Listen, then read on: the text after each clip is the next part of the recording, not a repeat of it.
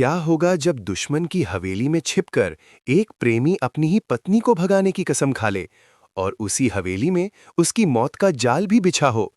क्या सूरज अपनी कसम पूरी कर पाएगा या इस बार प्यार की जगह खून की होली खेली जाएगी? आखिर सूरज ने क्यों लगाई ईशा के हाथों में मेहंदी? ये सवाल जितना आसान लगता है, इसकी कहानी उतनी ही खतरनाक और रहस्यमयी है। आने वाले एपिसोड में जो होने वाला है, वो दर्शकों को पूरी तरह हिलाकर रख देगा, क्योंकि जो दिख रहा है, असल में वैसा कुछ भी नहीं है। सूरज ने घरवालों के सामने दुबई जाने के लिए हाँ तो कर दी है, लेकिन ये सिर्फ एक छलावा है, एक ऐसा झूठ जिसके पीछे छुपा है उसका सबसे बड़ा प्लान। दरअसल सूरज का असली मकसद शहर छोड़ना नहीं, बल्कि ईशा को लेकर इस शहर से हमेशा के लिए गायब हो जाना है। और इस मिशन को पूरा करने के लिए उसने ऐसा कदम उठाया है जो किसी भी आम इंसान के बस की बात नहीं। उसने अपने सबसे बड़े दुश्मन गुलाब सिंह से हाथ मिला लिया है। जी हाँ, वही गुलाब सिंह जो सूरज की जान का दुश्मन है। लेकिन सूरज ने अपनी नफरत को छुपाकर एक दोस्ती का नाटक रचा, सिर्फ इसलिए ताकि वो गुलाब हवेली के अंदर कदम रख सके। हवेली में एंट्री मिलते ही सूरज का असली खेल शुरू हो जाता है। बाहर से वो एक बदला हुआ इंसान दिखता है जो अपनी पुरानी दुश्मनी भुलाकर शादी की खुशियों में शामिल होना चाहता है। लेकिन अंदर ही अंदर उसका हर कदम एक प्लान का हिस्सा है। वो हर चेहरे को पढ़ रहा है, हर कोने को देख रहा है, क्योंकि उसे पता है कि एक छोटी सी गलती उसकी जान ले सकती है। उधर सूरज का परिवार डर के साए में जी रहा है।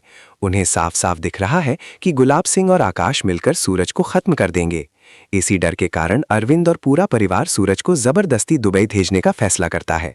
उनके लिए सूरज की जान सबसे ज्यादा कीमती है। ईशा का प्यार भी उसके सामने छोटा पड़ जाता है। जब सूरज किसी की बात नहीं मानता, तब ताइमा खुद मैदान में उतरती हैं। उनका वो दर्द, वो आंसू किसी भी मजबूत इंसान को तोड़ सकते हैं। वो सूरज के सामने हाथ जोड़कर खड़ी हो जाती हैं और कहती हैं कि अगर उसने ये शहर नहीं छोड़ा तो वो खुद को नुकसान पहुंचा लेंगी।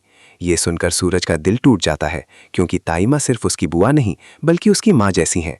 सूरज मजबूर हो जाता है, वो झुक जाता है, लेकिन हार नहीं मानता। वो एक नई चाल चलता है।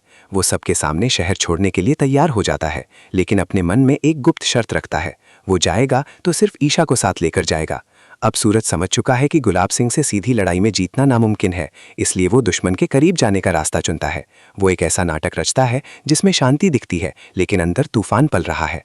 और फिर आता है वो पल जब सूरज पूरे आत्मविश्वास के साथ गुलाब हवेली में कदम रखता है। जैसे ही गुलाब सिंह उसे देखता है, उसका खून खौल उठता है। उसे लगता है कि सूरज माफी मांगने आया है, लेकिन सच तो ये है कि सूरज वहां अपनी ईशा के लिए आया है, उसे वापस पाने के लिए आया है। हवेली का माहौल नफरत से भरा हुआ है। हर नजर में शक है, हर मुस्कान के पीछे साजिश है। लेकिन सूरज की नजरें सिर्फ एक चेहरा ढूंढ रही हैं, ईशा। जब उसकी नजर ईशा से मिलती है तो उस पल में हजारों भावनाएं छुपी होती हैं। डर, खुशी, दर्द और प्यार, सब कुछ एक साथ। ईशा समझ नहीं पा रही कि सूरज वहां क्यों आया है, लेकिन उसका दिल कह रहा है कि ये कहानी अभी खत्म नहीं हुई है। सूरज धीरे धीरे अपने शब्दों के जाल में गुलाब सिंह को फंसा लेता है। वो उसे यकीन दिलाता है कि वो शादी में खुशियां बढ़ाने आया है, और इसी बहाने वो हवेली में रहने की इजाजत भी ले लेता है। गुलाब सिंह को लगता है कि उसने सूरज को अपना गुलाम बना लिया है, लेकिन असल में खेल उल्टा हो चुका है। सूरज अब उसके किले के अंदर है और वो हर पल अपने सही मौके का इंतजार कर रहा है। लेकिन असली खेल अभी शुरू होना बाकी है। हवेली में जश्न का माहौल है। चारों तरफ रोशनी, संगीत और खुशियों का शोर है। लेकिन इस शोर के पीछे एक खामोश तूफान पल रहा है, क्योंकि ये सिर्फ एक शादी नहीं, बल्कि कई जिंदगियों का फैसला है। एपिसोड का सबसे बड़ा मोड़ आता है जब मेहंदी सेरेमनी का ऐलान होता है। पूरा परिवार ईशा की शादी की तैयारियों में लगा हुआ है। हर कोई खुश दिख रहा है, लेकिन इस खुशी के पीछे एक सच्चाई छुपी है जिसे सिर्फ सूरज जानता है। सूरज ने एक कसम खाई है कि ईशा के हाथों में पहली मेहंदी वही लगाएगा। ये कसम सिर्फ एक वादा नहीं, बल्कि एक चुनौती है, क्योंकि ये काम आसान नहीं है।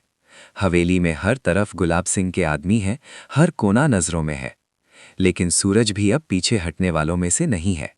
वो जानता है कि अगर उसे ईशा को बचाना है तो उसे हर खतरे का सामना करना होगा। रात गहराती है और मेहंदी की रस्म शुरू होती है। ढोल नगाड़ों की आवाज, हंसी खुशी का माहौल, और इसी भीड़ में कहीं छुपा हुआ है सूरज। कहा जा रहा है कि सूरज किसी नए भेष में आएगा, या फिर अंधेरे का फायदा उठाकर ईशा के पास पहुंचेगा। हर पल दिल की धड़कनें तेज होती जा रही हैं, क्योंकि अगर गुलाब सिंह ने उसे देख लिया तो वहां खून खराबा होना तय है। गुलाब सिंह को अभी भी यही लगता है कि सूरज उसका मोहरा बन चुका है, लेकिन वो ये भूल चुका है कि घायल शेर जब दुश्मन के घर में घुसता है तो वो सिर्फ शिकार करने आता है। उधर ताई माँ का डर भी बढ़ता जा रहा है। उन्हें साफ महसूस हो रहा है कि कुछ बहुत गलत होने वाला है। शायद वो खुद हवेली पहुंच जाए सूरज को वहां से निकालने के लिए। लेकिन कहानी में एक और बड़ा ट्विस्ट आने वाला है। खबर है कि कोई पुराना दुश्मन वापस लौट सकता है जो सूरज और गुलाब सिंह की इस दुश्मनी का फायदा उठाएगा। अगर ऐसा हुआ तो हालात और भी खतरनाक हो जाएंगे। अब सवाल ये है कि क्या सूरज अपनी कसम पूरी कर पाएगा? क्या वो सच में ईशा के हाथों में अपने नाम की मेहंदी लगा पाएगा, या फिर ये कोशिश उसकी आखिरी गलती साबित होगी? हर पल खतरा बढ़ता जा रहा है, हर कदम मौत के करीब ले जा रहा है, लेकिन सूरज के इरादे अब भी मजबूत हैं। उसके लिए ये सिर्फ प्यार नहीं बल्कि उसकी जिंदगी की सबसे बड़ी लड़ाई है। या तो वो अपनी ईशा को लेकर इस हवेली से बाहर निकलेगा या फिर यहीं अपनी आखिरी सांस लेगा। तो दोस्तों, अब आपकी क्या राय है? क्या सूरज का गुलाब हवेली में घुसना उसकी सबसे बड़ी गलती है, या यही उसका सबसे बड़ा दांव साबित होगा? क्या ईशा सच में सूरज के नाम की मेहंदी अपने हाथों में सजने देगी?